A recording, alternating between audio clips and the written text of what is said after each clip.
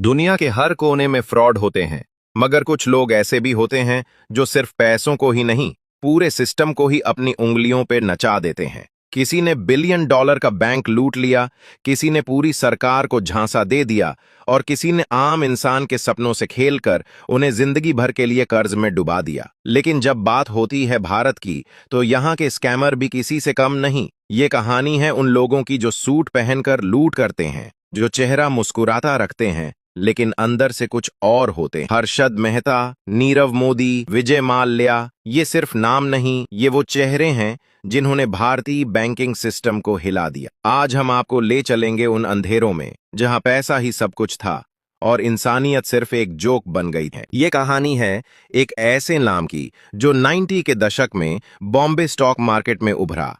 एक ऐसा चेहरा जिसे लोग बिग बुल कहते थे। वो आदमी जिसने एक्सचेंज मार्केट के सिस्टम को, शेयर मार्केट को और भारतीय बैंकिंग को एक ऐसे तरीके से झंझोड़ा जो किसी को ख्याल तक न था। हर्षद मेहता का जन्म 29 जुलाई 1954 को गुजरात के एक छोटे से गांव राजकोट में हुआ। छोटी जेब, बड़ा धमाका।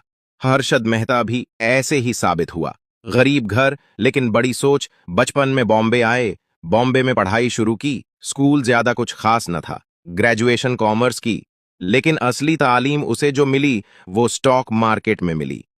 उसने छोटी मोटी नौकरियां की, इंश्योरेंस एजेंट, सेल्समैन, क्लर्क।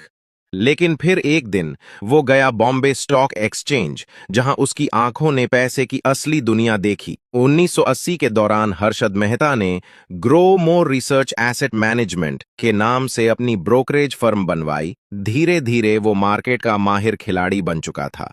हर दिन बॉम्बे स्टॉक एक्सचेंज में हर्षद का नाम गूंजने लगा। लोग उससे कहते, हर्षद, जहां पैसा लगाए वहां सोना उगता है। शेयर प्राइस हर दिन चढ़ रहे थे। लोग हर्षद के पीछे पीछे पैसा लगा रहे थे। मीडिया हर्षद को शेयर मार्केट का अमिताभ कह रहा था, मगर हर्षद का असली मिशन अब शुरू होने जा रहा था।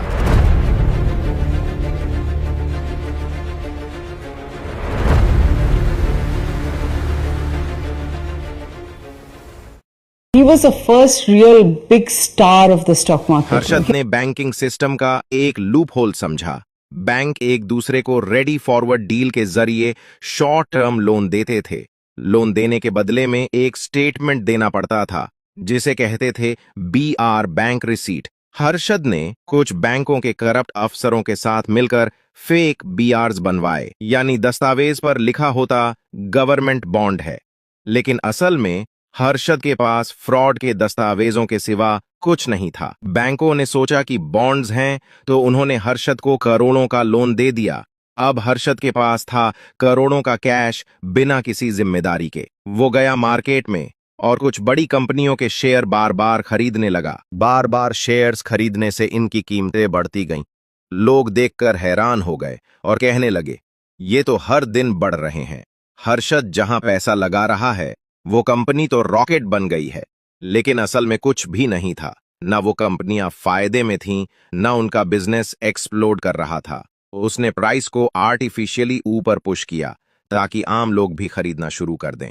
जब लोग खरीदने लगे, डिमांड और बढ़ी, और जब शेयर प्राइस आसमान पर पहुंचा, हर्षद ने सारे शेयर्स बेच दिए, फ्रॉड करके करोड़ों का प्रॉफिट किया। लेकिन उसी वक्त एक और नाम चुपचाप हर्षद का असली बैकग्राउंड ढूंढ रहा था, जिसका नाम था सुचेता दलाल। इंडियन एक्सप्रेस की जर्नलिस्ट थीं।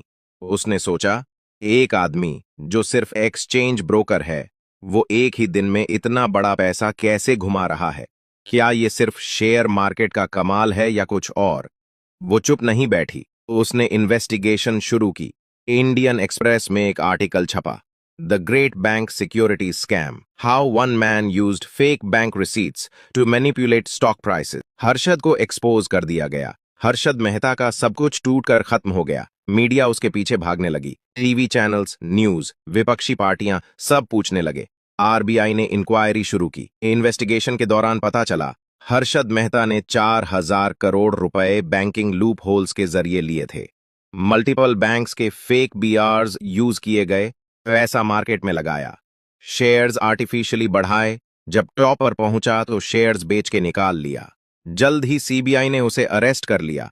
उसके घर पर रेड्स हुई, luxury cars, imported items, multiple locker और कैश, सब कुछ मीडिया के सामने लाया गया। हर्षद मेहता पर 70 से ज्यादा क्रिमिनल केस दाखिल हुए।